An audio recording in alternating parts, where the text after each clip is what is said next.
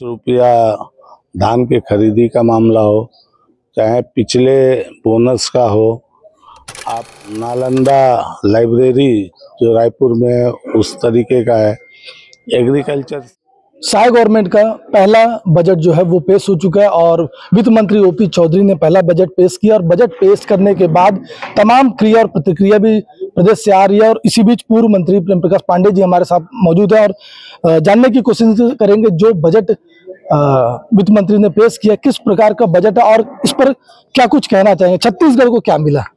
छत्तीसगढ़ को तो बहुत कुछ, जितनी योजनाएं घोषणा की गई थी सरकार बनने के पहले, चाहे वो 31 रुपया धान के खरीदी का मामला हो, चाहे पिछले बोनस का हो, आपके यहाँ पे आईटी हब का बात है, सबसे ज़्यादा 22 नालंदा लाइब्रेरी जो रायपुर में है उस तरीके का है, एग्रीकल्चर सेक्टर्स में भी आपको यहाँ पे उद्यानिकी का मिल रहा है और पूरा युवा, महिला, गरीब और किसान, ये चारों को बेस करके बजट हमें प्रावधान है। सबसे महत्वपूर्ण है कि हम लोग जो बीएसपी टाउनशिप के लोगों की बिजली की मांग कर रहे थे कि बिजली बिल हाफ योजना का लाभ यहाँ के भी रहवासियों को मिले, वो सिर्फ कागज और घोषणाओं में था।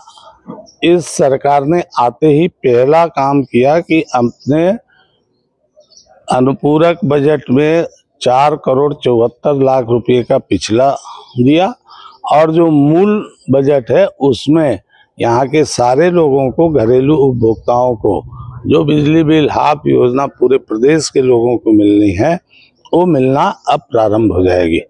और मुझको लगता है कि जब से सरकार बनी है तब से उस आदेश का भी पालन करने के लिए उसमें 4,74,00,000 रुपया रख दिया गया।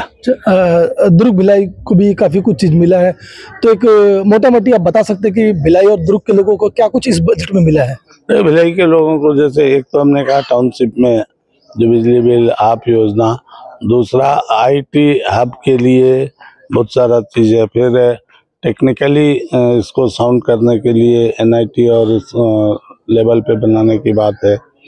आपका ये बोले नालंदा वाला भी मिलेगा और किसान और इसका जो है उसका सबको जो लाभ मिलना है वो यहाँ पे सबको मिलना ही है। इस बजट को क्या माना जाए, जो मोदी जी की गारंटी है उसको लेकर के ये बजट बनाया गया है? लोकसभा चुनाव है, इसको देखते हुए? नहीं, मोदी जी की गारंटी के साथ साथ ये छत्तीसगढ़ का प्रोग्रेसिव बजट है। 1,47,000 का बजट है।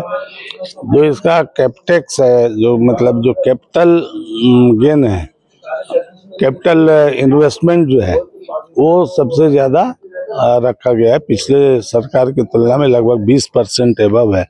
तो कैपिटल इन्वेस्टमेंट जब ज़्यादा होगा तो कोई भी राज्य और कोई भी उसका ग्रोथ जो है होगा, क्योंकि कैपिटल इन्वेस्टमेंट करना, जब कैपिटल फॉर्म होगा तो उस राज्य से ज़्यादा अपने को मिलेगा। एक लगभग आंकड़ा है कि जब हम 100 रुपया कैपिटल पे खर्च करते हैं तो आने वाले समय में वो हमको 250 रुपया देता है। सरकार के लोग कह रहे हैं कि ये बजट काफी अच्छा है, वहीं विपक्ष बोल रहा है पुरानी चीजों पे कलर लगा करके प्रस्तुत कर दिया गया है। और विपक्ष तो 5 साल जैसे चलाया, अभी तो 91,000 करोड़ जो है कर्जा है।